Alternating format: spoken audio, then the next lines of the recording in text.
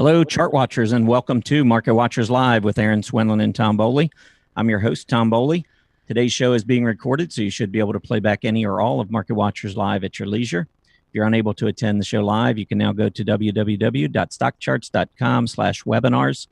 Follow the link to Market Watchers Live and play back the show. Each show will be archived on our site until the next show begins, so for 24 hours. If you would like to review an older program, you can find those at our YouTube channel or on Facebook.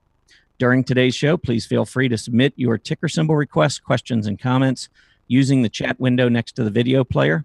Later in today's show, Erin will provide me stock symbols from your questions, and I'll use those requests in the 10 in 10 segment at 12:50 Eastern Standard Time, where I'll attempt to annotate 10 stocks in 10 minutes. Market Watchers Live now airs 5 days a week, Monday through Friday, from noon to 1:30 p.m. Eastern Standard Time. If you'd like to be part of the show, you can reach us via our chat room or Twitter.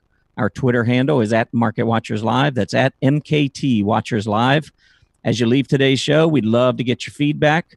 In the lower right-hand portion of your screen, you'll see a How'd We Do section with a link to a one-question survey. It's very brief.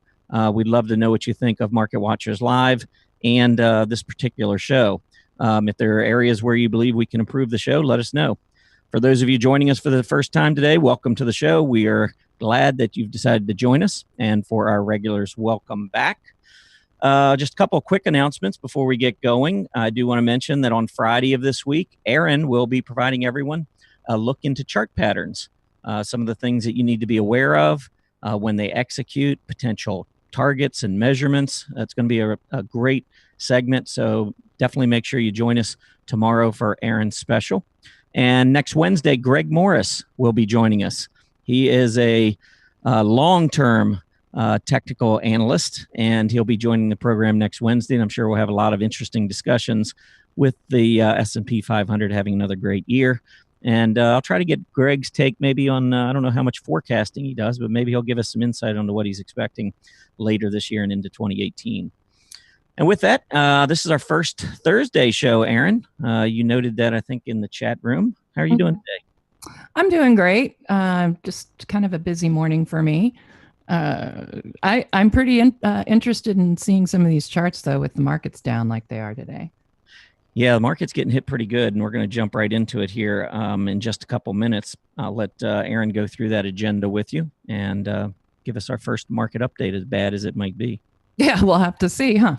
Okay, so I did want to point out that next Thursday we also have Greg Schnell coming in doing figures charts. I know everybody loves it when Greg's here, so just letting everybody know. Thank you for that. No problem. Market updates on the half hour. We'll start with some talking technically and follow that with some blog highlights. We wanted to show you some of the really cool blogs we have out there. I don't know if many of you have actually checked out that area of the website, so we want to help you with that. We'll do a sector and industry spotlight and follow that with our favorite, the 10 in 10 to 1. I'm taking your symbols in Twitter as well as the chat box. And our first one is going to be CY. And I didn't give Tom any notice, so I don't know if he'll have his ready to go. Feel free to annotate your own or take notes on your own and see how you stack up against Tom. And then we're bringing back an ever popular segment called Anatomy of a Trade. And I know that Tom has some interesting short-term trades. And then I had a couple, two that I wanted to show you that I have currently as buy and holds. So I thought you might find that interesting. And then we'll follow up with mailbag and questions and wrap it up. So with that, I think I'll go ahead and get started and do that market update. Let's get over there. Everybody get ready to hold your nose. This isn't I know it's not a pretty day, is it? All right, here's our candle glance. And as you can see, the major indexes opened, gapped down lower. Looked like they were going to make a return move up to the positive side, but you can tell that failed. And now we're starting with the Dow and the S&P 500 making new intraday lows within the last half hour. The NASDAQ looks like it might follow suit to follow and and move lower below its intraday highs as well. Russell 2000, now you notice it had a really nice recovery here, but when everybody else started to hit the road and sell, that's also when the Russell 2000 started to go down around 11 of our trading day. Wilshire 5000 down as well. Treasury yields are up slightly, but wow, interesting double top here. We'll have to see if that executes on a intraday pattern here. UUP is down and continuing to fall. And we can see that commodities are up slightly with oil up. USO is now at 1148. Gold is rising nicely. And we can see the VIX has finally gotten itself up over the 10 mark. We haven't seen that in quite a while, the 10 and a quarter. We're now up over 11 at 1121 for the VIX. So we're starting to see some uneasiness out there with the day going the way it is. And of course, declines are leading advances. I'm going to take us over to our headlines in our predefined alerts. We only have two for today right now. Russell 2000 crossed below 1475, an interesting area of support. Like I said, it's not a surprise to see this when you see everything collapsing pretty much today. We're seeing the, moves down. NASDAQ's down over 1% right now. That's pretty much the main information I have for you. I did want to point out the S&P 500 decision point scoreboard. This signal, that sell signal, did not disappear yesterday as I figured it would with those thin margins on the PMOs. And but I guess the good news you could say is that the NASDAQ, the OEX, and the Dow all have managed to preserve their PMO buy signals. But I'm getting a little bit concerned, and the Dow is starting to look a little bit uneasy as far as PMO sell signals go. And I suspect if we continue a downtrend like we're seeing here on this market summary, it's going to trigger a couple of signals tonight. So I will probably be writing another bulletin tonight with signal changes on the scoreboards. And that's all I have for our first market update. All right. Thanks, Erin. Mm-hmm. A couple of things I just wanted to point out before we start taking a look at some of those blog highlights. That's going to be pretty interesting because there's a lot of great information that we share here at Stock Charts, and we want to make sure everybody is able to check that out from time to time and see what works in their own trading. But before I get into all that, or before we get into all that, I did want to mention that initial jobless claims came out this morning, 239,000 versus 232,000 expected, so a little bit higher than expected. And so I always like to see the bond market's reaction to economic news. I think sometimes it's more of a crapshoot on the with the equity markets, but usually the bond markets tend to get these economic signals correctly. So I like to pay attention to what's going on with the yield, because Treasury prices actually move in opposite direction of the yield. So anytime you see the yield rising, like we saw in September and in October, that means that money is coming out of bonds. And usually what happens is that money goes into equities. So as the yield rises, a lot of times you see that with the S&P 500 as well. And if I pull up the S&P 500, and in that September-October period, you're going to see that we had a really nice advance while those yields were moving higher. So that typically happens, not always. Nothing in the market's a guarantee. But generally speaking, when money is coming out of bonds, it normally finds its way into equities. And so that's why that relationship is worth keeping an eye on. A few things, though, to talk about is in terms of where we are in the market right now. I see some positives. I see almost all long-term positives. I'm still very bullish on the market as we head into the end of the year and into 2018. But there are some negatives in the short term, and you never quite know when they're going to start to kick in and when we're going to get pullbacks. I know there was one comment I saw in the chat room just a couple minutes ago saying these pullbacks are good. We need to have them as traders to find some decent opportunities, and I completely agree with that. The problem is anticipating them and trying to move into cash, or at least some into cash, so that when these pullbacks occur, you're not just simply riding back down what you rode up to begin with. So that's always the difficult part of trading sometimes. But I completely agree. I've been saying this market really needs a pullback, and I think we're starting to see it. You can see the S&P 500 right here pulling back today. I think the first key test is going to be at this 2571 level. Before I talk any more, though, about the S&P, I want to bring up the Russell 2000, because I had mentioned, I'm going to shorten this chart just a little bit. instead of 10 months, let's go down to, I think we can do it in 4 months. But I wanted to annotate this and just make sure. Here was the breakout, by the way, above 1450. And I'm going to make this chart a little taller too. Just be easier to see when I annotate. All right, so let's go ahead and annotate this. And first thing I just wanted to point out was here was the breakout on the Russell 2000. So see how it's sitting right at 1450, this line. So as you break out, that old resistance then becomes support. That's technical analysis 101. Broken resistance becomes support. So as we're moving down, we're testing the 50-day moving average. I wouldn't be shocked to see us below it. Some will look at the 50-day and say, well, if we go below the 50-day, that's horrible. I use that as a secondary indicator. For me, it's more about price support. And I think 1450 is going to be a pretty big area of support in the near term.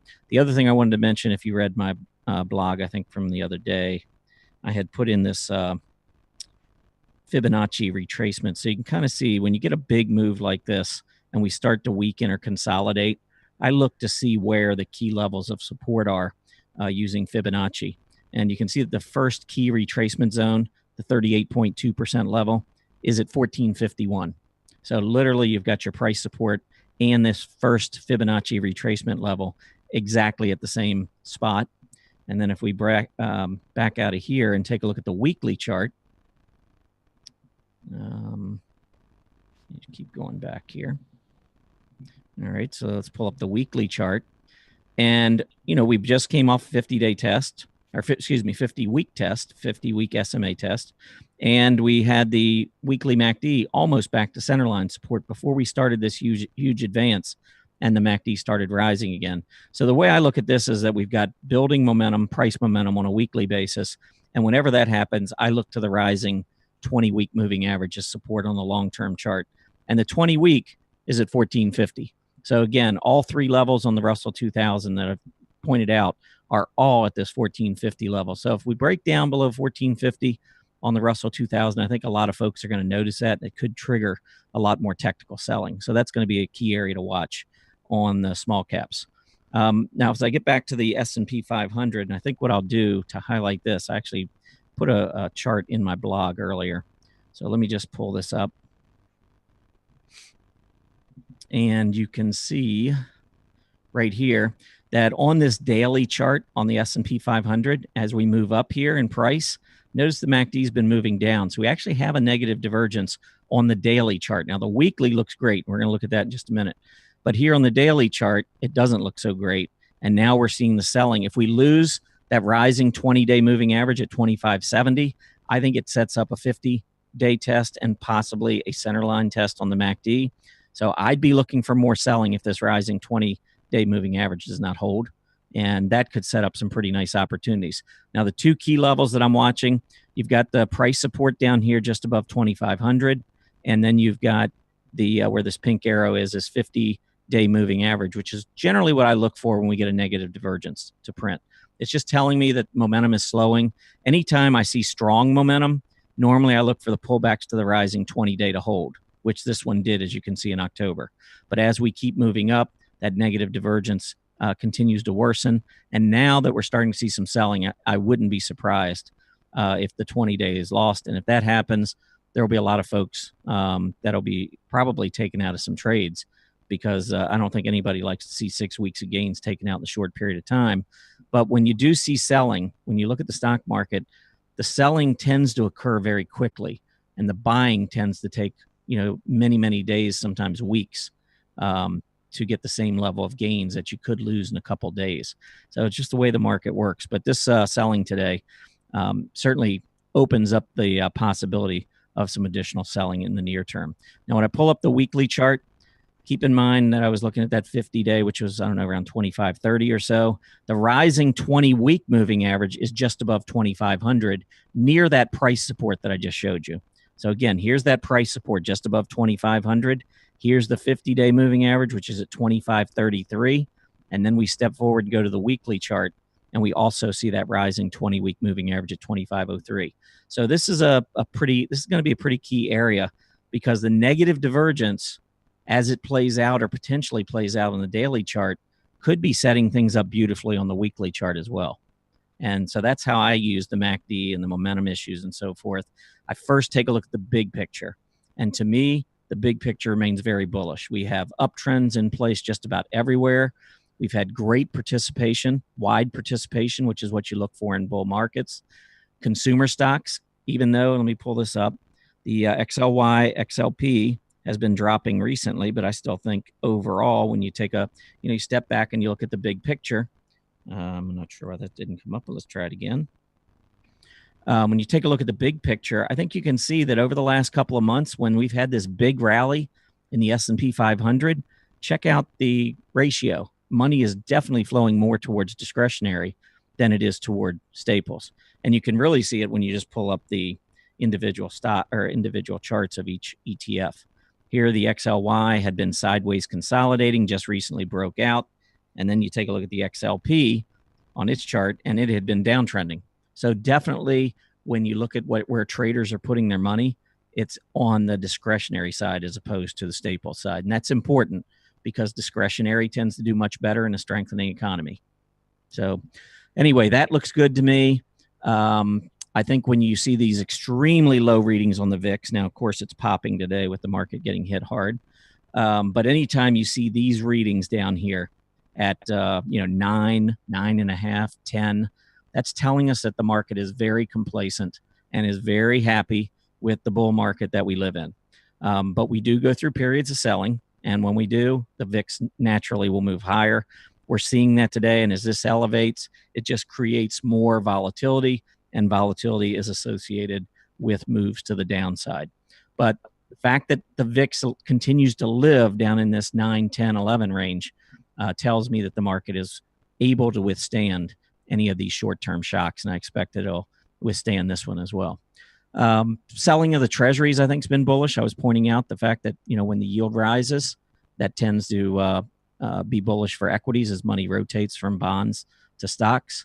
And let's not forget that there's a global bull market in play here.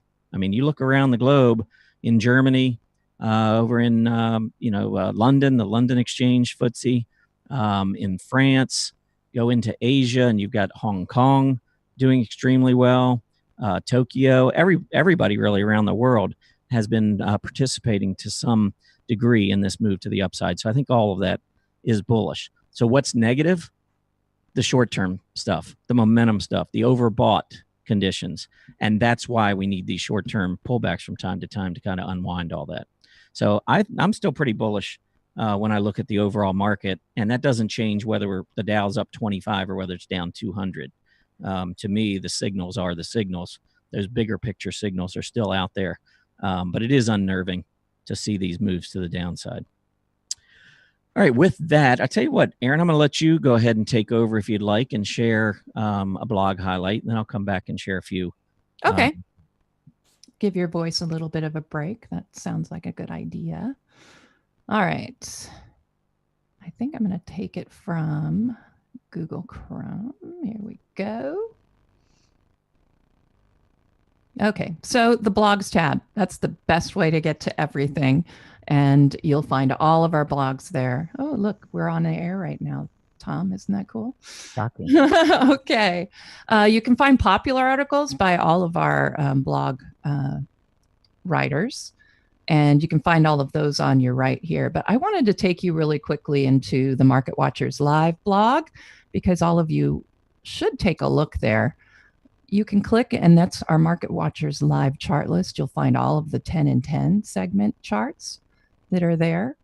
And then in the recaps now, first of all, it's very, it is kind of a high level recap. I will admit that, but you'll find our announcements there.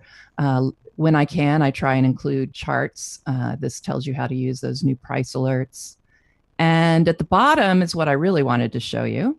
I have added helpful Market Watchers Live links. So you can click here and get to our Facebook page. And that's where you'll find a lot of our archives. And there we go. We're on air right now, but you can go to videos and you're going to find the latest there. Of course, there's our live one. And here are the ones that you can go back and watch. I know we have a lot of questions about that.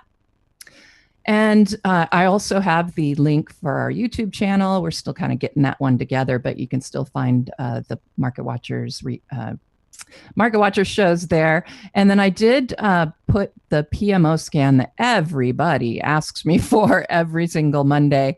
That is now going to be in the Chart Watchers, the Market Watchers Live links down here, so you can quickly get to it. And then here are Tom's blog, my blog, and of course the main indicators you see on all of our charts. So that can give you an idea of how those work. I'm going to go quickly to, of course, my blog. One of the things I wanted to tell you about was, of course, both Carl and myself populate the Decision Point blog. Carl is the veteran, and he takes a more intermediate to longer term view. And so what he will do is on Fridays, he writes what's called the DP Weekly Wrap. And I just wanted to show you very quickly what that looked like. And here you can see I've got my scoreboard signal change from the other day.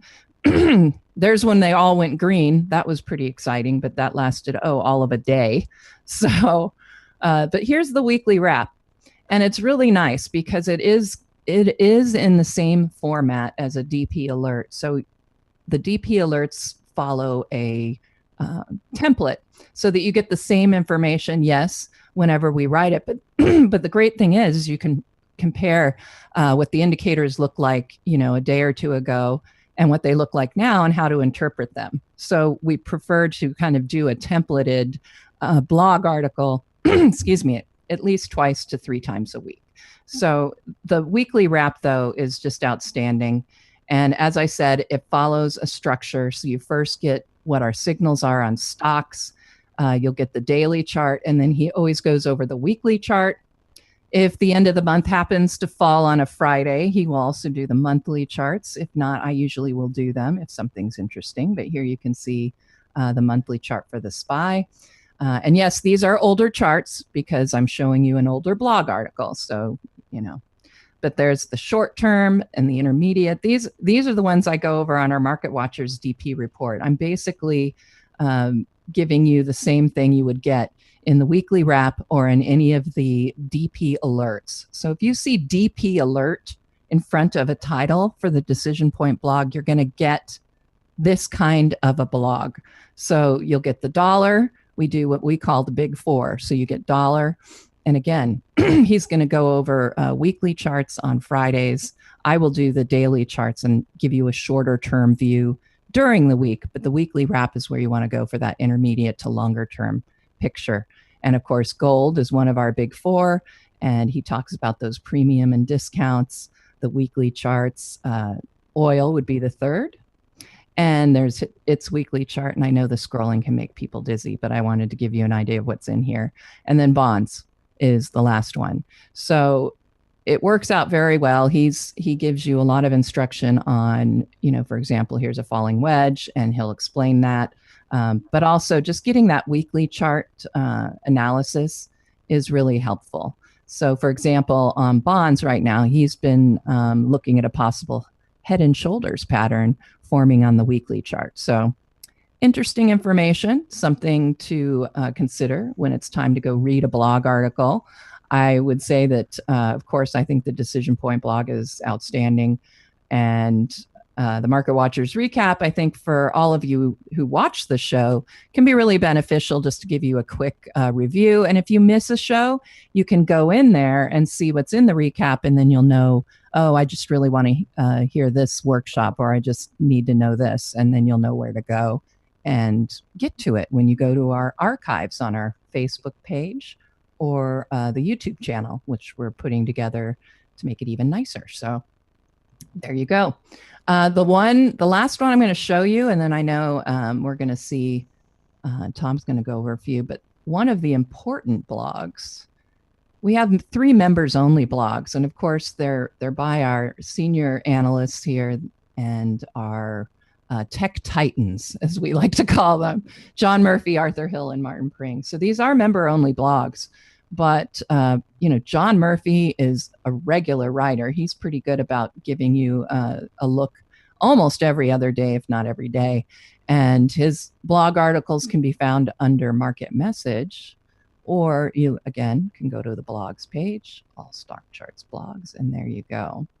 So that's one you want to take a look at.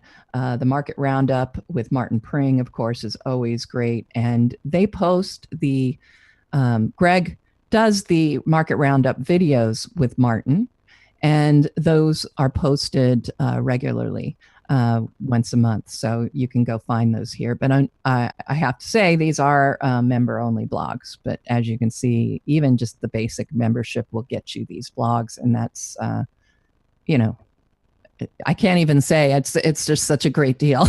So I know that I read them regularly.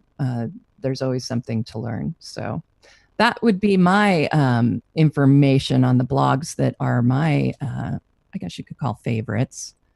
Okay. I mean, I love your blog too, Tom. Don't get me wrong, but well, thank you. Thank you. It's so nice of you. I enjoy your blog as well. I like to look through all the blogs. Now, some of them, depending on the headlines, and I'll glance through, they may or may not be as meaningful to me. So, I may not read every word of each article, but I do like to see what everybody else is thinking, just because sometimes you don't see the whole picture, or sometimes when you're trading and you get in trading mode, you get a little bit of tunnel vision. You're only kind of thinking that your stocks and the market's going to go a certain way. But I think it's a pretty good idea to open up and consider what everyone else is seeing in the market too. And so with that, what I would suggest is for everyone to check out the Don't Ignore This Chart blog. This is one that it's the only blog at Stock Charts, I believe, that has multiple authors. So you're getting a really diversified view at what's going on in the market. This chart or this blog does come out just about every day. I think Monday through Friday, we try to get a chart out there every day. And then normally once over the weekend when the market's closed, we try to get a chart. So usually 5 to 6, usually 6 different charts a week.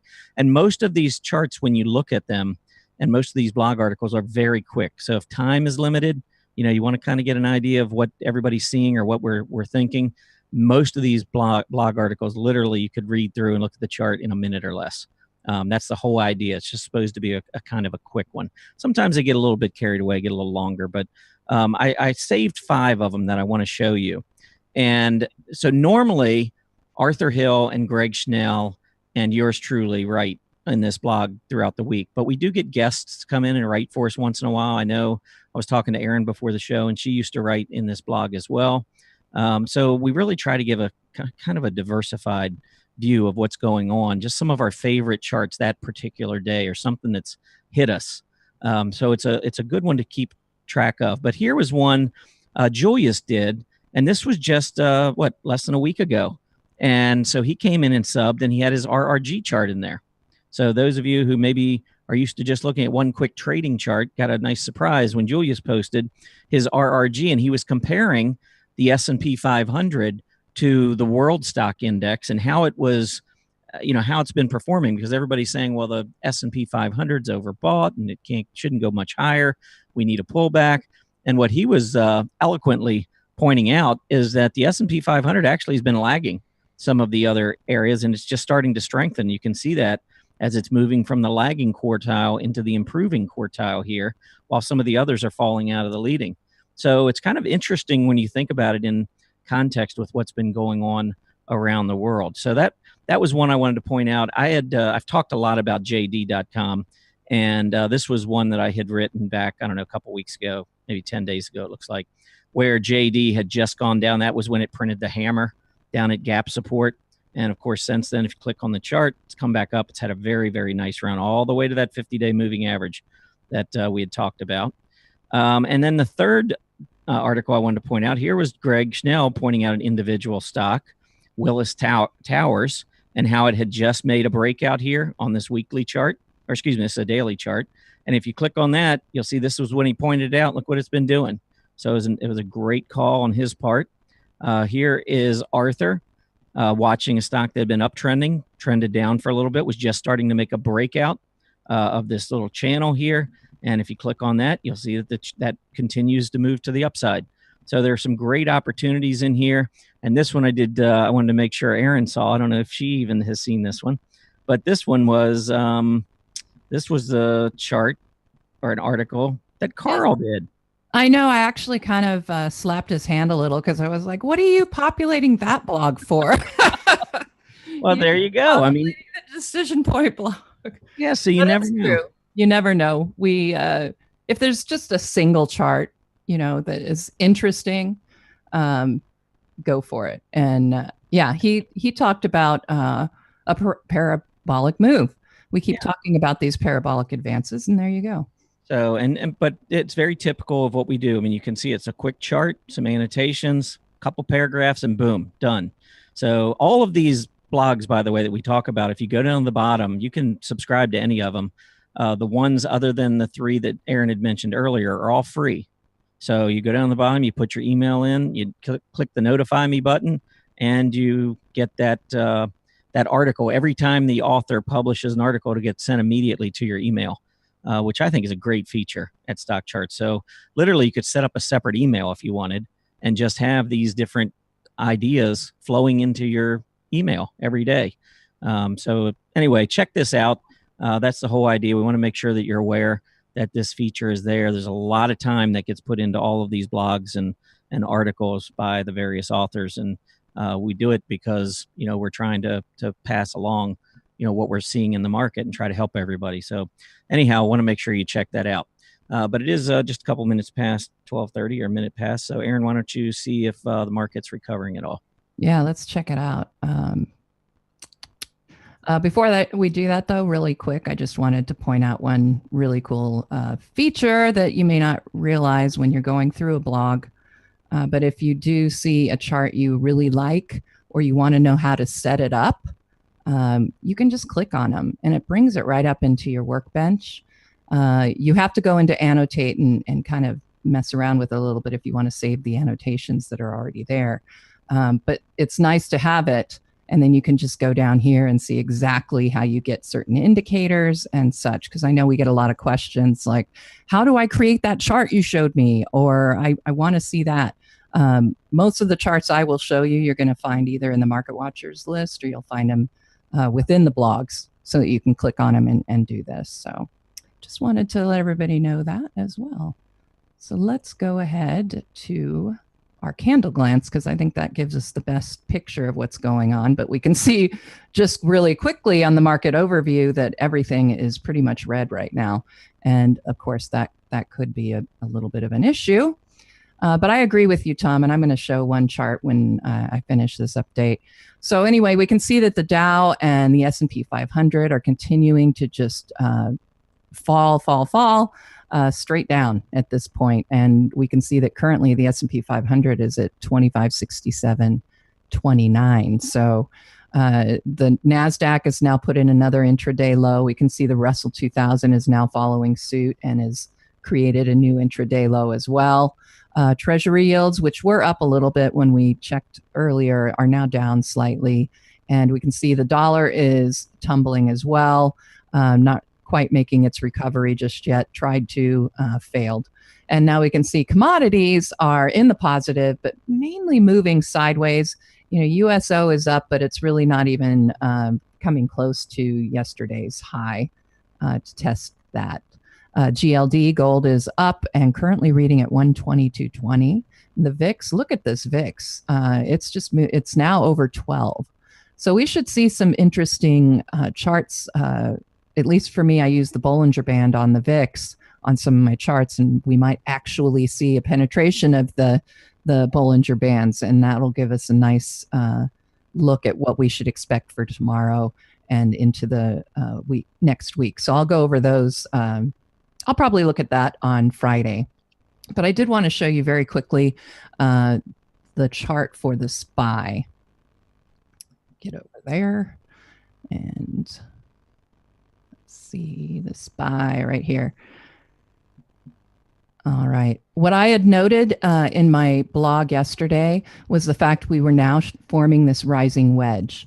And the expectation, of course, is a bearish conclusion. We should expect a decline. And sure enough, we're actually getting it today. I didn't expect it to necessarily execute today, but we were looking at this as a possibility. At this point in time, we're holding on to the 20-day EMA just barely. and as well as the top of this rising trend channel that I've been watching. So we do need that pullback. I would say even if we got back down here to that 254 area for the SPY, we're still in a pretty good position there for some good support. But we need that pullback. Everything is pretty overbought at this point. I think it's going to be interesting to look at sector rotation, and I know we're going to go over looking at some of those sectors and industry groups and see where the weakness is and where the rotation is going. So that is our final market, not our final, our second market update is now complete. And I'm going to pass it over to you, Tom. Like I said, I know you had some interesting information on some sector rotation, and we can look at the S&P 500 too. I'm real curious your take on that. Yeah, this is when we talked last week, and of course we do these week-to-week predictions on where we think the S&P 500 is going, which is really hard to do on a week-to-week basis because the market has a mind of its own. I think it's much better getting that longer-term call correctly than trying to get the week-to-week. But what I did here on the weekly chart is just to give you a frame of reference in terms of how overbought the S&P 500 is right now. When you look over here, I didn't mark this one, but look at that blue mountain, which is essentially the RSI moving well above 70 on a weekly basis. Now, it's not as unusual to see it above 70 on a daily basis, but it's got to stay, moving in to the upside. It needs to continue in that uptrend for quite a while to get the RSI to move well into the 70s. When we talked about this at the end of last week, I think the weekly RSI was at 77. Just with today's selling, because we really didn't have any until today, you can see the RSI has already dropped back down to 70. So it's still overbought, and it could use some more selling down to that rising 20-week moving average, as I mentioned earlier. 2503 would be nice. That would still be another 63 points from here, so that's 2.5%.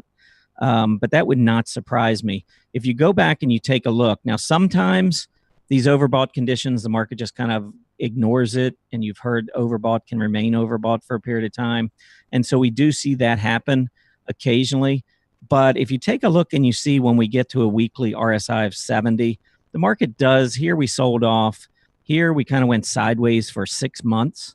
And that is what allowed the weekly RSI to pull back. Here for the first 5-6 months of the year, we really didn't go anywhere. It's not like we had any big drops, but by sideways consolidating here, you can see that the RSI was continually dropping. So you can work your way out of overbought conditions, not only by selling off, but simply by moving sideways. And I think we're probably going to do more sideways consolidation than we are outright selling. I mean, I would not expect some kind of an event like this. You never know, but I just think, we're heading into the end of the year, which tends to be very bullish. We got a lot of signs of sustainability to the upside when I look at some of the relative ratios, especially the consumer relationship between discretionary and staple stocks. So I'm not expecting anything like this, but this sideways consolidation, or perhaps like we saw, in a couple of these RSI tops, we eventually sold off and went down and hit the 20-week moving average before moving higher. And this move right here reminds me a little bit of what we were going through back in 2013 and into the first half of 2014, where we really didn't have much in the way of pullbacks, and we just kept moving higher. You can see recently any pullbacks that we've seen in 2017 have been very shallow and have bounced off the rising 20-week, very similar to what we saw in 2013 and into 2014. So that is really all I would look for. But again, that's 2503. Everyone gets nervous even looking at today, the drop down to 2566. So another 60 points on top of that certainly would maybe unnerve a lot of folks. But I think, again, you need to take a look at the bigger picture when you are trying to evaluate, the pullbacks and the periods of selling that we see from time to time. So that's really, I just wanted to kind of go through that before we took a look at some of the individual areas of the market, different sectors and industry groups. So, I talked about this a couple of days ago, so I don't want to spend a lot of time here. But when I look at the individual sectors, I not only want to look at the absolute performance, but I also want to look at the relative performance to the S&P 500. And you can see, even though we're selling off today, I mean, this is just a little blip to the downside in terms of technology and its relative performance to the S&P 500. So this, to me, still looks very healthy. And so when I'm trying to evaluate whether or not a market pullback is going to be something really shallow or whether it could be a lot deeper, this is one of the things I would look for. Now, if I saw negative divergences on the technology group and the industrial group and financials and discretionary, and we started seeing leadership over a longer period of time in defensive areas, and money was rotating big time into treasuries, then I'd start growing a lot more concerned. But I think based on this, you can see that from an absolute basis, technology seems to be fine, and on a relative basis. And this is one of the key groups in the market to keep an eye on. Financials, technically, I mean, you could compare the MACD from here over to here and say that's a negative divergence. I think they're too far apart, to be honest.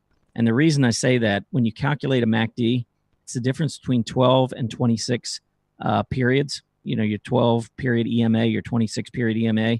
So on a weekly chart, the MACD only goes out 26 weeks, which is half a year. Well, we're comparing MACDs from back in January and February to November, which is well beyond a half year. So you don't even have any comparable data in those 2 points. That's why I tend to ignore these longer, when you have to go way back to look at the MACD, I don't find it as useful. Instead, what I'm looking at is look at these last couple moves to the upside and look at the MACD. To me, the MACD appears to be accelerating to the upside. So that might be a little difference between the way I look at the MACD and the way many do, because I know some will just look at the technical definition and say you got a lower MACD and you got higher prices and therefore you have a negative divergence. My argument to that would be, all right, if we're going to take a literal approach to this, then what I would like to do is let's go back 25 years. And actually, let me pull up the NASDAQ. And let's look at a monthly chart. And I could say that ever since we broke out above 5,000 or 5,200 on the NASDAQ, we've had a negative divergence, because this MACD is nowhere near the MACD that we saw back at this high. And that's one of the problems when you take something literal and don't think about it. I mean, are we really concerned about the momentum in year 2017 versus where it was in 2000? I'm not. And if you use that negative divergence, you would have gotten out early in 2017 and missed this entire run. So again, I think you have to be careful when you don't want to take things literal. You want to think about it. And to me, it just makes more sense that once you get past a certain period, I don't know that using MACDs and comparing them to prior periods really makes a whole lot of sense. But within the technology group, I've got charts set up so I have all of my industry groups relative to technology. And you can see, which areas. We know technology is outperforming the S&P. Now I want to kind of zero in on which industry groups are leading within technology. And you can see for a while, this group, the Electronics Equipment Index, was doing extremely well. But over the past couple of weeks, it's been horrible, completely broken down. This is a group I'd be careful of. And you can, do this for all of the different groups. And you can see this one over the last, 6-7 months or so has been trending down, although it has started to see a little bit of strength recently. So the fact that it's, the computer hardware group, this is Apple, some of the others, I think network appliances in this group, and some other key technology names. But definitely we're seeing some shorter term strength. So as long as this continues to trend higher, if I see stocks in this group that I like, I wouldn't be afraid to trade them. But I would try to keep an eye on the relative strength. And if the relative strength of the group starts to drop, that's when I'd want to make sure I keep a tight stop on my stocks, because I don't want to get caught in a downdraft in an entire industry group and have that take my stock down. So just something else to think about. But I could go through all of these. Here you can see the Telecommunications Equipment Index has been horrendous. This is a group that I probably would not spend too much time looking at, simply because the group as a whole has been horrible. Then you get into computer services, same thing, a lot of movement to the downside. So this just helps me weed out areas of the market that I'm really not interested in. Electronic components and or electrical components, I should say, an equipment index. This is a pretty key area of relative resistance all the way up here. I don't know that I'd be too excited about this group unless it broke out. There's actually a relative bottoming head and shoulder pattern here, where you come down left shoulder, neckline, head, right side of the neckline, and then this appears to be the right shoulder turning up. So you might get, you could maybe get a little aggressive in the electrical components, but I would not want to see these recent relative lows break down. Just a couple more, and I don't know if you have others, anything that you'd like to share with in this, Erin, whether you looked at any sectors or industry groups, but I'll just have a couple more here. Okay. Here is your internet stock relationship, and for the most part, just kind of going sideways. We did have some strength over the summer, and after a pullback in August and early September, simply been going sideways. So this group's going along for the ride to the upside. I wouldn't say it's buried in a downtrend, relative downtrend. I would simply say that money rotates in and out of the group within technology. We'll get into a couple of the really strong ones here in a minute, but here is the electronic office equipment breaking down again. Not interested there. Semiconductors. Pretty clear to see that semiconductors continue to be among the favorites. So again, not only is technology leading the S&P 500, but this is where you're seeing the most strength within technology. So semiconductors, I continue to be a fan of trading. Software, also very good group here, going sideways. Been pulling back recently, but I think that's probably setting up an opportunity. All right. Let's see. I hadn't actually pulled some, but one of the ones I'm going to show, and it's an older one that I annotated. So this is, I think it'll actually be a good lesson in not all chart patterns execute. Let's see here. So I was going to look at the commodity trust GSG, because I know we're talking a lot about commodities. So I'll show you what I'm looking at here. There we go.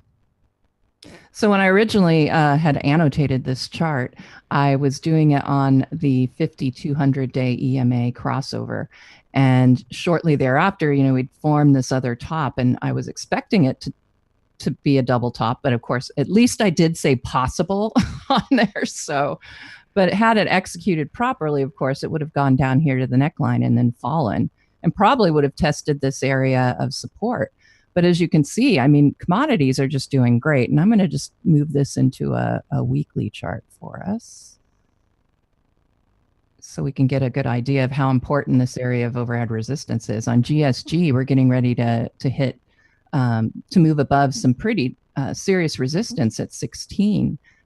So we hit that, and it does look like commodities are on the way up. I mean, we're seeing a lot of good information with oil in that space. So commodities, I can definitely see as a place for looking. And then let's see. I know you showed XLF. Have we looked at the utilities? Oh, go ahead. Yeah, let's take a peek at utilities. So again, what I'm looking for are these crossovers, and you got a 20-day, 50-day EMA actually kiss right here, a bull kiss, and then headed back up. Right there, that was a good indication that something good might be happening, especially when we penetrated above that 5-day EMA, and all three EMAs for that matter. The 50's been well above that 200-day EMA, so we're looking at a sector that still is in a bull market configuration. When you see the 50 above the 200, I consider that issue to be in a bull market configuration. And the farther away that 50 is from the 200, the safer that bull market is to stay intact. So this is the shorter term version, of course, and you can see, again, a nice breakout above overhead resistance. And we'll look at that weekly chart. And this is off the cuff, so look at the PMO. This is rather interesting. So we're just now getting a PMO crossover buy signal. It won't be official until Friday close, because weekly signals they're not finalized until the final day of the week and the trading day is over. And that is the same with our monthly signals. We wait till they go final on the last day of the month. But it is, of course, an interesting exercise to see where they're going at the time. So we have a PMO that's rather flat, but we're getting ready to have, again, that PMO buy signal on a weekly basis. And look at what we're seeing here with that breakout. And I'm going to pull this up just one more out into a. would it affect your trust in this signal, the fact that it's been kind of moving up and down and kind of crossing over in both directions here recently? I mean, would that impact your decision, or would you simply, based on the signal, be a buyer if it crosses? Right. Well, what happens is with the PMO, you start seeing this kind of sideways movement when you've got acceleration, you know, moving mostly at the same speed. So, you know, if you've got your foot on the accelerator and you don't move it one way or the other and you're just going up, that's when the PMO will a lot of times flatten out. I use the weekly and monthly charts again, depending on my trading horizon.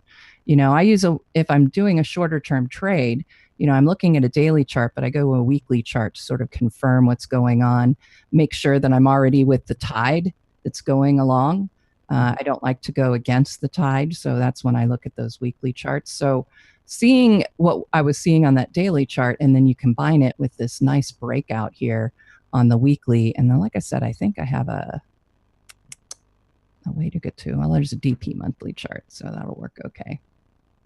And again, look at XLU. We continue to make these new all-time highs as we're going. And on the monthly chart, we did get that buy signal, and it is going up slowly. But again, like I said, when you get an acceleration that doesn't, you know, change one way or the other, it's pretty much a steady acceleration. You know, like I said, you've got your foot on the gas. You're not pushing it down, but you're not letting it up either. So you're still moving forward. You still have that momentum, but you're not changing it that much. So that's why it flattened out, because we have a nice uptrend in effect here. So the utility sector, I think, still looks pretty good. And, you know, if I go back to the daily chart here, oh, we're already into the 10 and 10. So I should have got quiet a little bit sooner. But yeah, I think that the daily chart still looks really good. You know, the 20-day tests are continuing.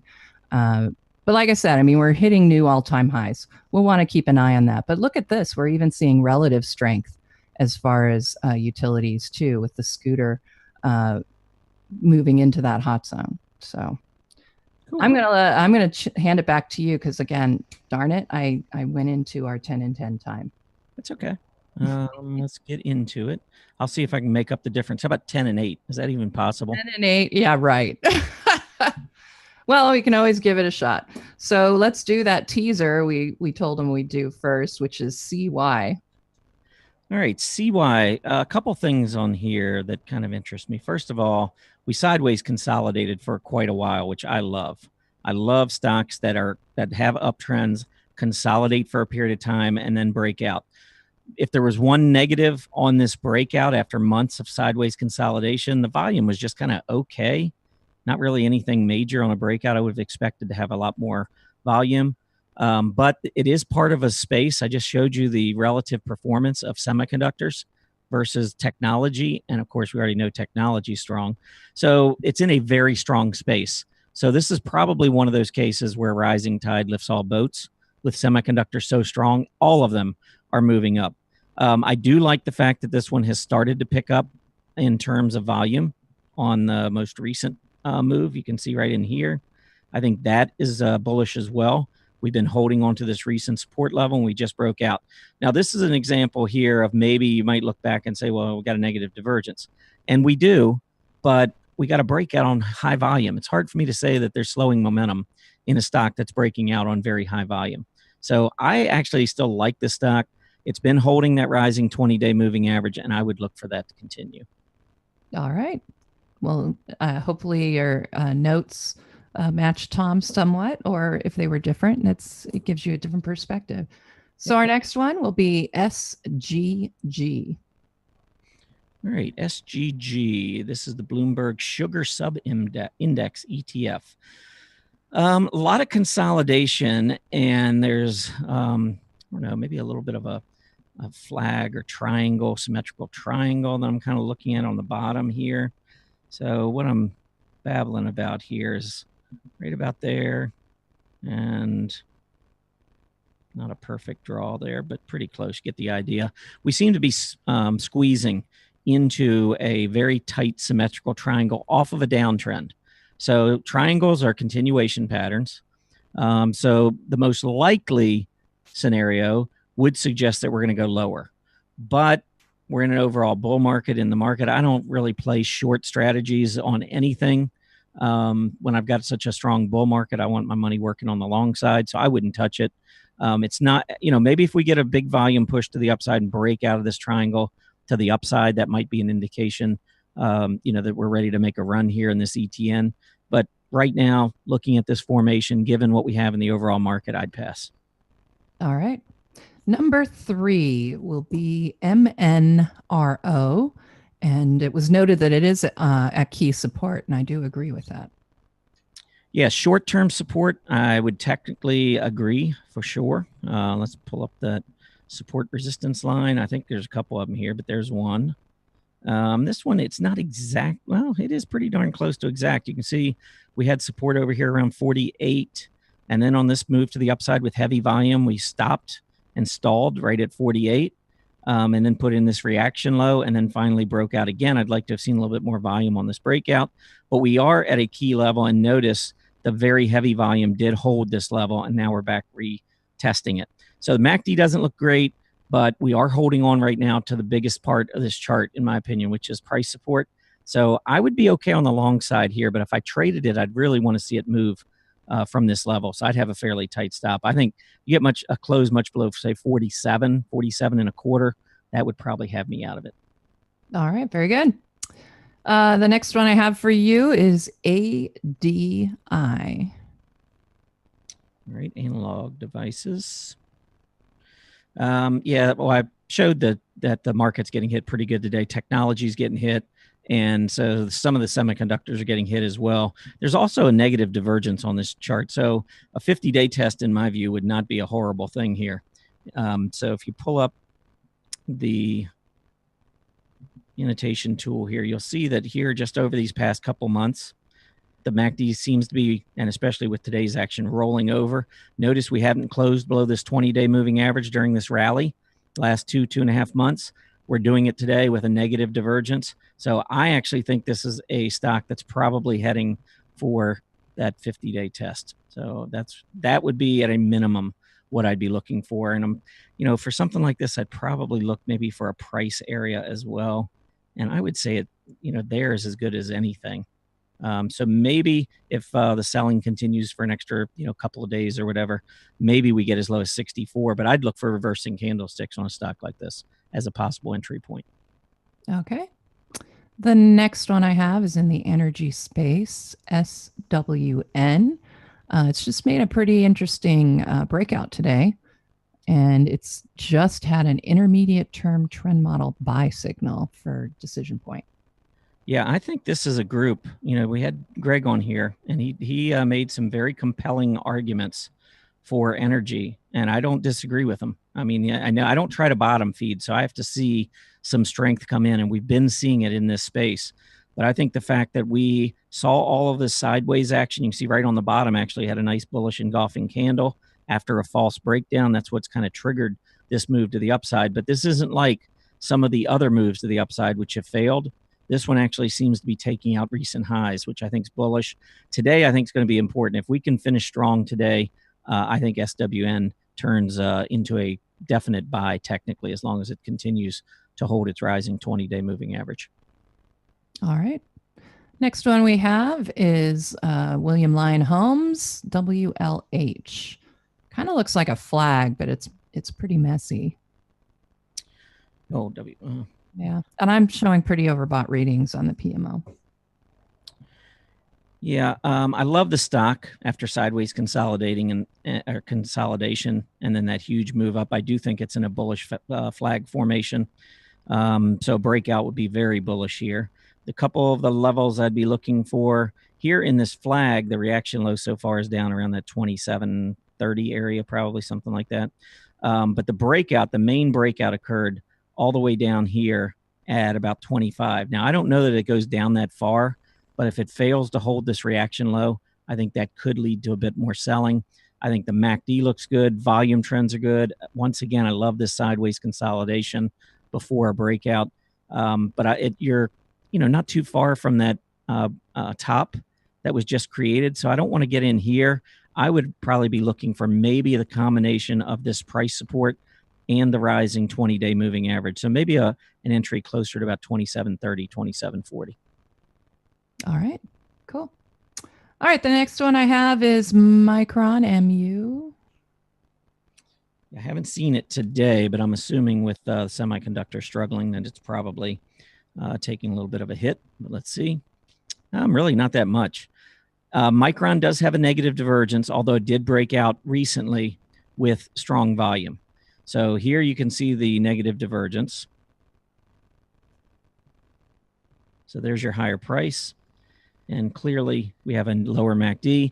But on the breakout that triggered this negative divergence, the volume was very strong. So I'm not too concerned with this negative divergence unless it loses price support and the 20-day moving average.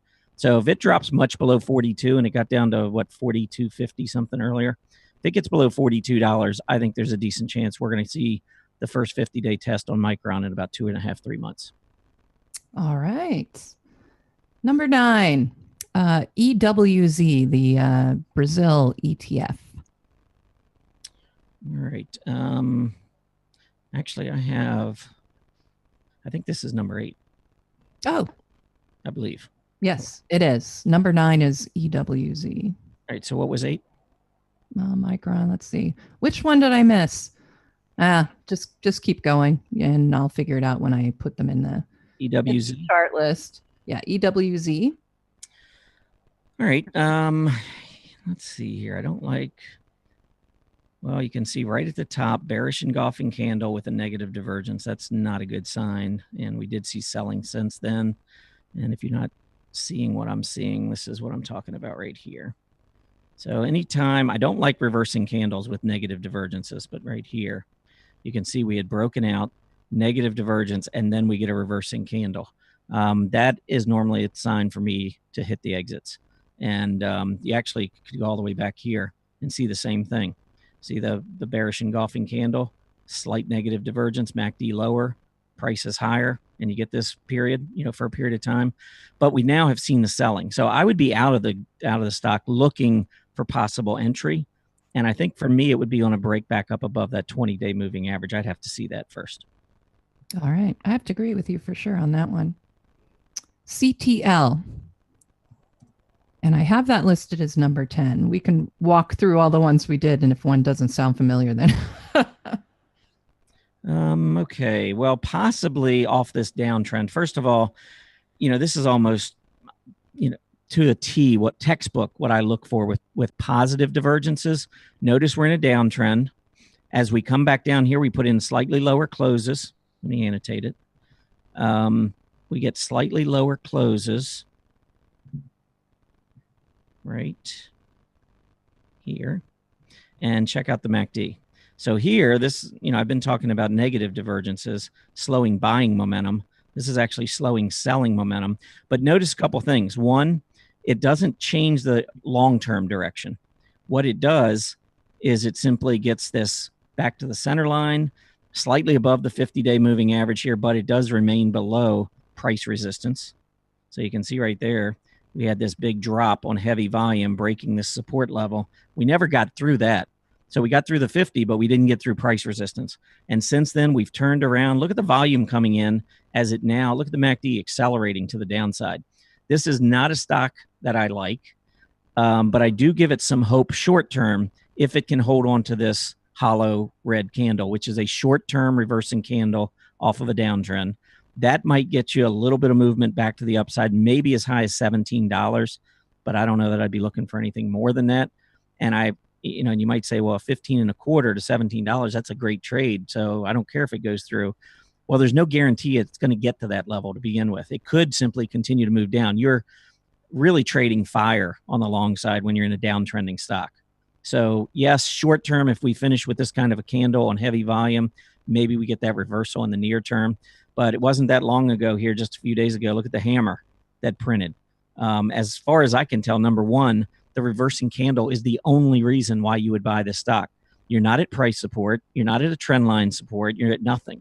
So that's the problem, and why I like to try to find corroborating technical signals. So for me, the reversing candle is the only thing I see here. I personally would not trade it, and I'd look for something else. All right, that should be 10. If you can pull up your list, I can probably look real quickly and see which one you may not have had. All right, I'm showing Cypress, CY, SGG, MNRO, ADI, SWN, WLH, MU, and CMI. That's the one. Great. Let's do CMI. Yeah, breaking down. I tell you what, I'd like to see a reversing candle on this one today. And if you look back and look at price resistance here, it was right at about 166, 167.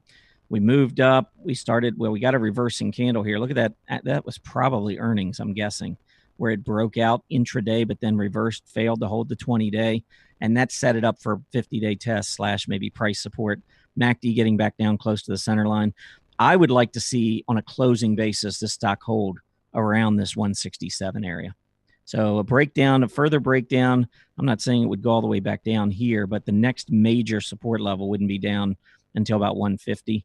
So I wouldn't take a chance with it. Volume's heavy. If it fails to hold this support level, personally, I would be out. What I would look for, though, is a reversing candle, because overall, I do like this pattern. If it would reverse right here, or maybe even leave a tail down to price support, reverse back to the 50-day moving average today, I think that would be short-term bullish. All right. That is 10 in, well, not quite 10, but not too bad today. I started as late. It's my fault there. No bad, no problem. All right. So I guess it's time for our last market update. And let's see what we got going. And let's refresh. All right, taking a look at our candle glance. Looks like the markets are trying to bounce back up, but of course, we're still down quite a bit. The declining trend is still in place at this point. I would start getting a little bit more optimistic if we can see price get back above the low earlier in the morning. And we could see also UUP, the dollar is falling quite quickly right now. UUP at 24.56. Commodities up slightly along with oil. And we see GLD is really enjoying a nice rally today, probably in part due to the dropping dollar. The VIX, as I said earlier, it had gotten above 12, but we are still above 11.5. And you can see, of course, declines are leading advances. I want to take you very shortly to the VIX. We had somebody ask about it, so I'm going to finish with the VIX here. All right. On my ultra short-term indicators, somebody had asked also how to set up an inverted scale. So here is that VIX and the Bollinger Band. So we will start. One thing I like, because I think this is a lot more of a robust indicator when you get those Bollinger Bands start moving farther apart and building a margin that's larger. But notice today we do have that pop below that lower Bollinger Band.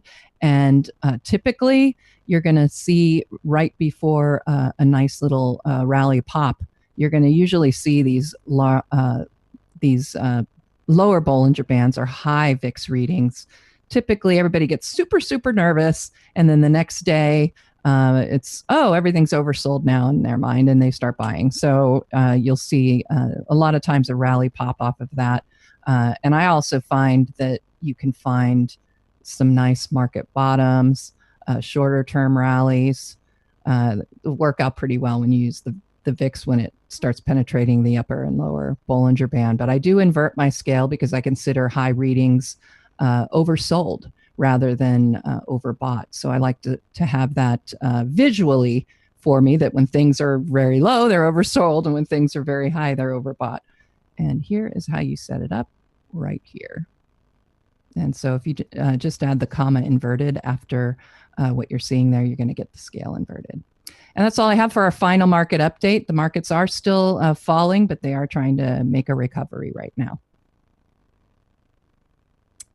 And that leads us up to the anatomy of a trade.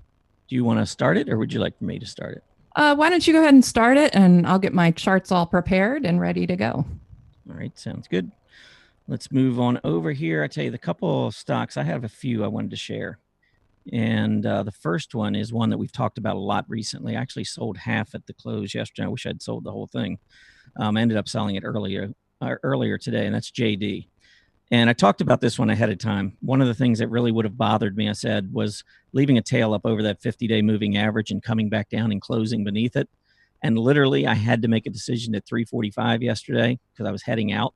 And just, I think it was right, it did rally a little bit, I think, into the close after I sold. I'm not, yeah, right here.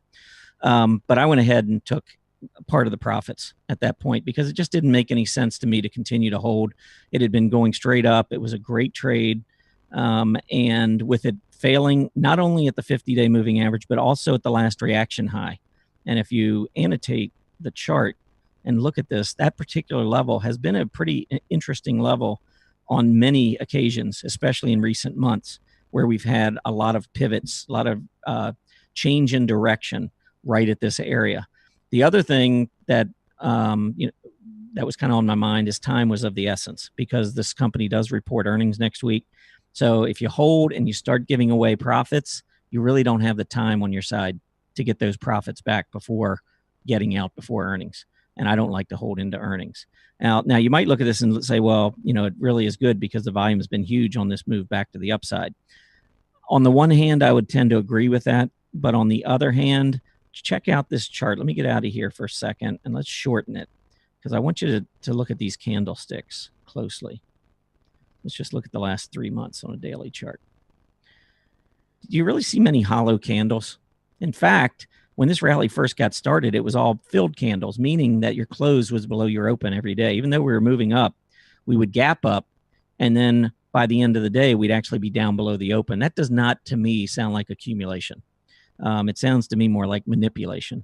And even up until the last couple of days, you can see we had a couple of dojis here, again, where we keep gapping up, but we're not really moving up. So I see all this volume, but we're not moving up during the day.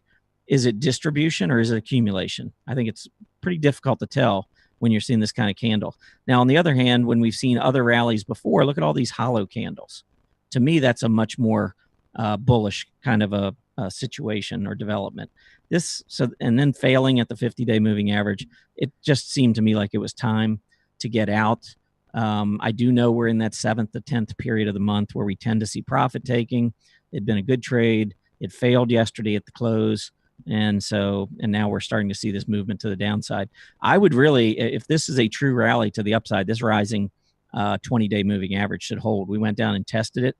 But if we were to continue selling today and close back below that 20-day, I don't like the signal that gives. So I would be, I personally would take profits here and be out of it. I have. Mm-hmm. A couple of others. One stock that I did get into yesterday or day before, Polaris PII. This is on my strong earnings list. And I love these stocks that gap up with the massive volume, trade up all day, and then slowly work their way all the way back down. The RSI goes from the 80s down into the 50s. We come down, we hit the 20-day moving average, and we hit top of gap support. So I actually recently have gotten in. I'm maybe up $1 on this one. I think it was 115 and change or something. Or maybe it was 114. I don't recall. But it was down on this day or one of these 2 days where it went right up, right down to that 20-day moving average.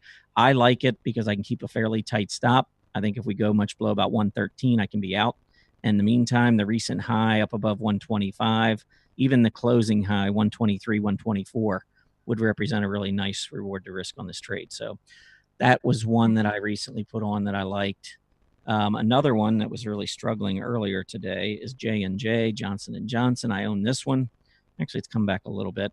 But again, this is another one that went up on earnings, very heavy volume, sideways consolidation for a number of months before we made the breakout. And the MACD was going straight up on this move, telling me that momentum is accelerating. So I like to see these pullbacks to a rising moving average for entry. And so the move back down to the 20-day is where I got in. Had a nice day yesterday, giving some of it back today. But considering what the market's doing today, actually, I'm pretty happy with this one. And then one that I'm looking at for entry, and I may get in today before the day's over, I'm watching, is Gardner Denver Holdings, GDI. Another one with the big gap ups, two good gap ups there with heavy volume. And notice we've come back down, just gone below the tail there. So I'm hoping that today's low is the low. And if we can close back up over the 20-day moving average at 27.88, I think that's a pretty strong reward to risk trade on this particular stock with a fairly tight stop. I mean, that low today should hold if we get a nice reversal. And volume is not light, 500,000 shares already. Looks like it may be heading for 800,000 or 900,000 shares, which is not a light day. I think if we just pull up 3 months, we'll see that the volume bars, it's a little easier to read the volume bars.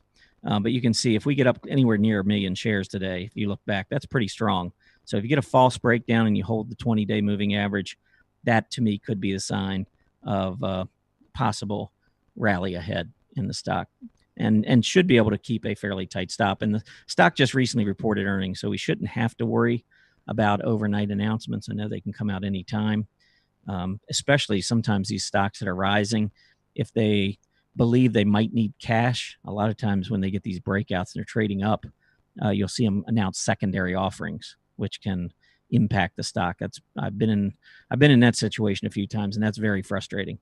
But outside of maybe a secondary offering, and I don't know what their financials look like, but outside of something like that, I wouldn't expect that there would be bad news out there. If anything, maybe with the pullback, we might get maybe an analyst upgrade or something to maybe trigger the next move. Who knows? But anyway, GDI is one that I'm watching. So those are a few stocks that I think fit this category, anatomy of a trade. All right. I'm going to do a long-term view. So I'm going to take us back in time. And I'm going to show you first the S&P 500 here. So I'm going to go back to when I made some of my long-term buy and holds, and I still actually have the one I'm going to show you. So I think it's probably a good example, but I wanted to show you, and I'm very proud of my very best trade in the longer, somewhat intermediate term at the time, but I think it still expresses the example. So what was going on back in 2011? You know, we had just gotten this beautiful rally and we started to really struggle up here. And as far as decision point goes, you can see that we were on an intermediate term trend model buy signal from September of 2010 all the way up here until May, June. And that's when we got that intermediate term trend model sell signal. And that's when I started to get a little nervous about the market, actually quite nervous. And I started to look at metals as a possibility, but I was still watching to see what was going to happen as we fell. So I didn't actually jump into the metals at that point. I wish I had, but it's okay. I still managed to do okay. So when we got the buy signal and then it immediately started to whipsaw and I started to see this double top forming, that's when I decided, okay, I'm going to turn off a lot of my buy and holds, and I'm going to move mostly, move into metals, not with everything, but enough that it would be a nice hedge. I'd still be able to possibly make some dough even on the way down as far as the market was considered. So that's about the time that it kicked in. So that was late July. So now I'm going to take you to the gold chart. There's a breakdown of a head and topping shoulder pattern too on that chart. Yeah, I was watching that as well. I remember at the time. Good point. So here is the gold chart from back in time. And you can see that the timing of the trades, I had that PMO buy signal, and we're talking about the beginning of July. And that was, I'll take you right back. I should have overlaid these. It would be a little bit easier to see, but I ran out of time.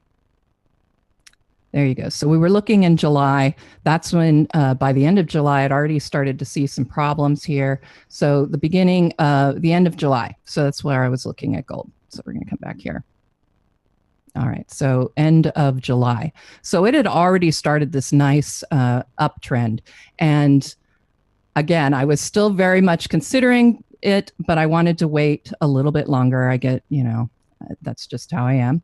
And so I had gotten the buy signal, but I was still really nervous about the market because it just didn't look good. And I didn't know if we were going to see metals do well. So it was really nice to start watching this nice move on gold right when we were starting to see some major problems in the market. And so that's when I got in on gold as far as metals. Now, of course, I did have a little bit of a heart attack here when we had the drop here in mid-August. But I ended up selling right after this PMO sell signal because, it had gotten extraordinarily overbought.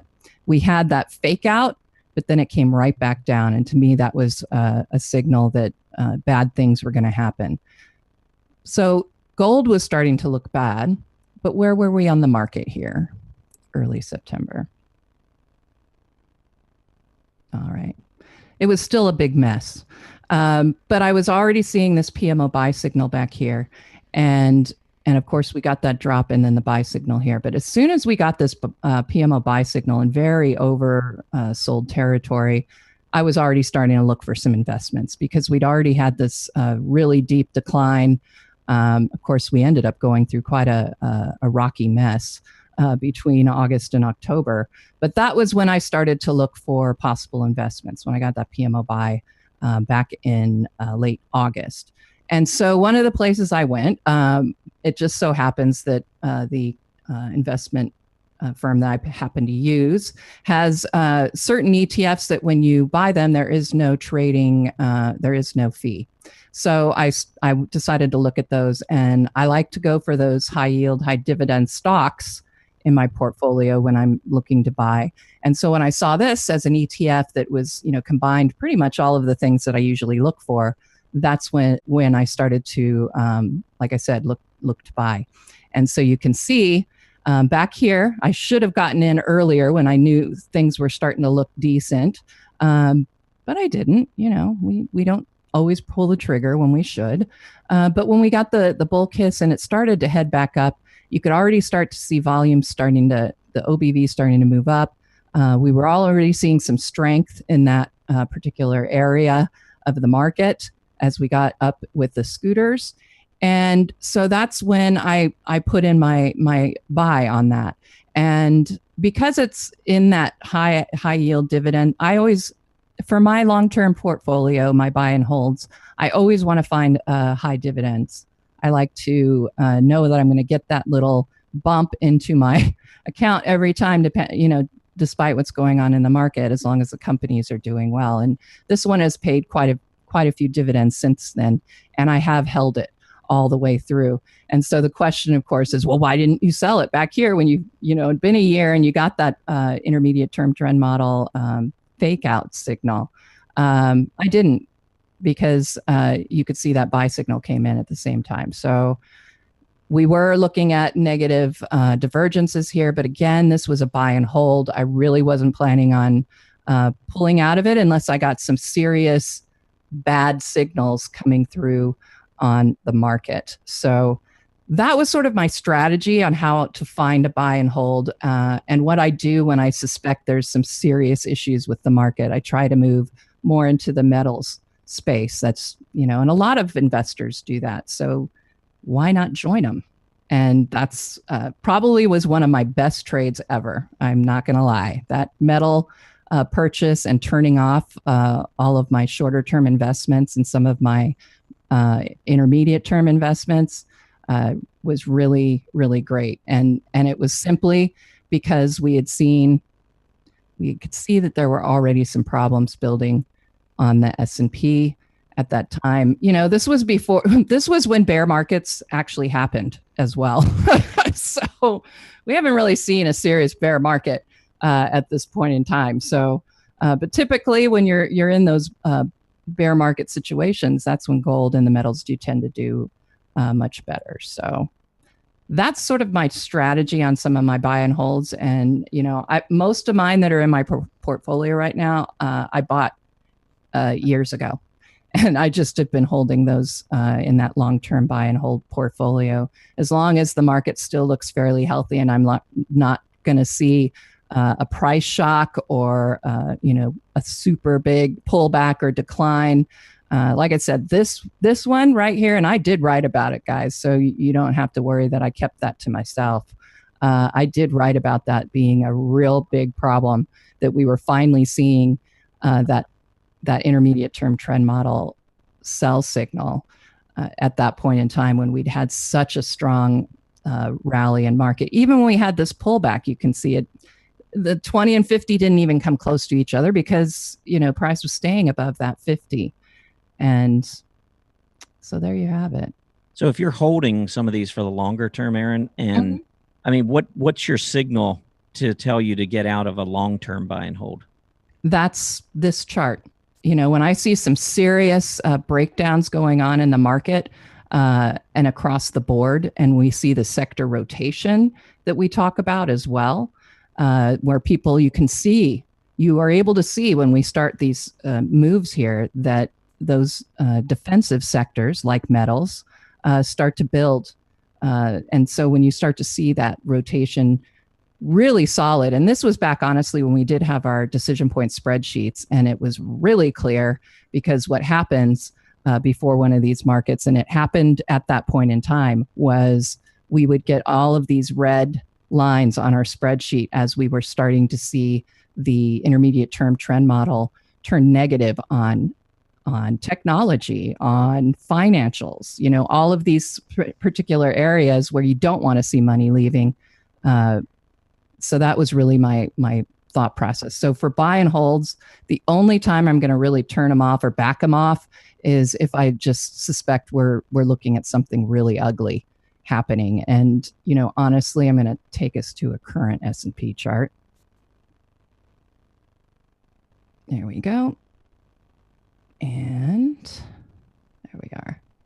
So you can see we've been in this rising trend channel, right? But look at this 20-day EMA. I mean, we've gone a year now with the 20 above the 50, and it's not even close to getting ready to have that negative crossover. When I see a negative crossover of the 20 and 50, and we were really close back here. So I was in Italy at the time, which is probably a good thing because I might have gotten overly worried. But we didn't get that negative crossover. So what I'm going to look for as far as pulling back or adding to the defensive sectors with my investments will be to look for that 20, 50-day negative crossover. And we're really far away from it. So at this point, the buy and holds are the buy and holds. I suspect I'm going to be holding them for quite a while longer until I start to see some major issues with the market. That's really what determines what I do. It's not necessarily what's on the stock, because I'm thinking about the market as a whole and how that will affect everything in my portfolio in general, and then determining where the sector rotation is going. So I can either choose to be completely out or maybe move into a defensive sector or metals. And like I said, whenever I get that negative 2050 on the S&P 500, I'm definitely looking for metal. That's just my investment strategy. Okay, cool. Well, you've got a couple of different approaches. I mean, that for me, I like to trade mostly short term. So I have a little different strategy than Erin, but Erin hopefully explained to you some of the ways that she looks at the market from a longer term perspective, because I know many of you do tend to, you may kind of watch the market, and maybe you do have a trading portfolio, but you probably also have some long term portfolios. So I thought that would be really beneficial. So appreciate it. Thanks, Erin. All right, we just have a couple more minutes here to go. I know I had a couple of questions about a couple of comments I made earlier in the show. One I saw, the question was, and actually just going back to the point I made, I was looking at the MACD and suggesting that you want to be careful when the timing is, when you're too far apart, based on the fact that MACDs are based on 12 and 26 period EMAs. So if you get beyond 26 periods, you don't have any numbers. There's no, your two samples are completely different. And I'm not sure that really carries as much weight. At least to me, it doesn't. And so one of the questions came in is, well, if you use the PPO instead of the MACD, doesn't that resolve the time issues? And absolutely not, actually, because they both are calculated using those 12 period and 26 period EMAs. Now, what it does maybe and maybe this is where you're going with your question, if you're looking at that NASDAQ chart that I had pulled up, that monthly chart, and I showed when we went above 5,000 how there was a negative divergence on the MACD. Well, if you had used PPO, maybe it would have been different. I'm not sure whether or not the PPO would have shown a negative divergence or not. So maybe that would have been a difference. But as far as using the PPO versus the MACD in terms of time frames, there would be no difference because they're both calculated using 12 and 26 period EMAs. So that was one question. Another question that came in is, do I look for both a 50-day test and a MACD reset when these negative divergences or positive divergences form, or do I just look for one or the other? Let me be clear about one thing. When I use these divergences, I don't look at them as guarantees. I mean, I know that there's some who question the integrity of technical analysis because they'll point to things that don't work and they'll say, see, that negative divergence didn't work. Therefore, technical analysis, you just throw out the window. I use technical analysis to manage risk, not to provide me any kind of guarantee. So when I see negative divergences form, if I'm getting a breakout and I got a negative divergence and that breakout's on heavy volume, that heavy volume breakout trumps any other secondary indicator in the chart. But I do recognize still that there is a negative divergence on the chart. So if you get a high volume reversing candle with a negative divergence, that's probably going to be enough to get me out of a stock. So there's a number of different things that I would look at, but I look at these MACDs, the negative divergences. I look at patterns. I look at price support. I look at trend lines. I look at all of this stuff, relative ratios, to manage risk. That's what I use technical analysis for, not to try to provide me some kind of guarantee that a stock or an index is going to do something. So that's an important distinction that I think everyone should understand. Now, as far as 50-day test and a MACD reset, I mean, it'd be great if I get both. If I get one or the other, I'm happy. Usually, the price action is going to take place quicker than the MACD. It's going to take a little while for that MACD to roll over and get all the way down the center line. So if you have a stock that pulls back and consolidates for a while, you'll get that reset. If you got a stock that just quickly pulls back, hits the 50-day, and then back off to the races, the MACD will never get to the center line. So what I'm really looking for is just that weakness. If I see a negative divergence, I'm looking for weakness down to a certain level. And if I get a reversal off of that, I'd buy, even though the MACD doesn't reset. So I guess to answer your question, one or the other works for me. Did you have any questions, Erin? I didn't see any. Well, it is past 10:30, so I figure we'll probably have to. I did mention, though, that when I turn off my investments, people are like, what do you mean turn off? Move to cash, sell it. Either all of the position or most of the position. That's what I mean by turn off. So maybe it's my California lingo, as I was saying in the chat box. That's fine. That's fine. Well, any final thoughts as we get off? Well, you know what? I never shared the Twitter results from yesterday. Yesterday, we did the "What Would You Do" segment, and everybody was asked what they would do with VFC. And of course, you can rewatch to see what we had to say. But 80% of you buy, 20% pass. So nobody was bearish on VFC. So that's just sort of some interesting information. And that's it. I think we're going to close it up. We're going to have to see what the heck happens to the markets if they're going to make a turnaround. But, as you saw in those charts, we're testing the bottom of these rising trend channels and the 50-day EMA. I follow the EMA. So it's going to be interesting to see where it closes and how it shapes up. But I'm not overly worried like you. I think it was time for a pullback. The PMO gave us that sense that something might happen. I mean, I got that sell signal did not go away yesterday, and that was a little perplexing. And so now we kind of know why. Yes, we do. And, I think sometimes in the near term, when we get a little bit of selling, we get a couple legs down. So it'll be interesting to see whether or not the buying that we've seen now for about the last 30 minutes or so, whether or not that continues into the close today and really narrows the window of these losses that we have, or whether we see another leg down in the close. And I think obviously if we get that latter, then it's opening up the possibility of some more weakness in the short term. But we're going to be back tomorrow, and we're going to discuss all of it all over again. So make sure you are here. And again, I want to mention that Erin will be, she'll be providing you the chart pattern segment. So if you're new to chart patterns, you don't really understand them, or you don't know how to calculate measurements and what the execution means and all that, you definitely want to be here tomorrow and listen to Erin's segment. Looking forward to that. And then next Wednesday, we've got Greg Morris coming in. So make sure that you have that on your calendar. It's going to be really interesting. I always like to get everybody's opinion. Everyone, that follows the market really closely. I like to see what they're thinking. And so that'll be a great guest that we will be having here on Wednesday. And then Greg Schnell will be back on Thursday to talk about point and figure charts. So we got a lot of stuff lined up. Hopefully, you'll be here for all of that. Again, thank you all for joining us today. Please complete the survey as you exit the show. We love to get your feedback, and we do take a lot of that into consideration when we shape our future shows. As a reminder, Market Watchers Live now airs 5 days a week, Monday through Friday, from noon to 1:30 p.m. Eastern Standard Time. Have a great Thursday afternoon, everybody. See you tomorrow. Happy trading.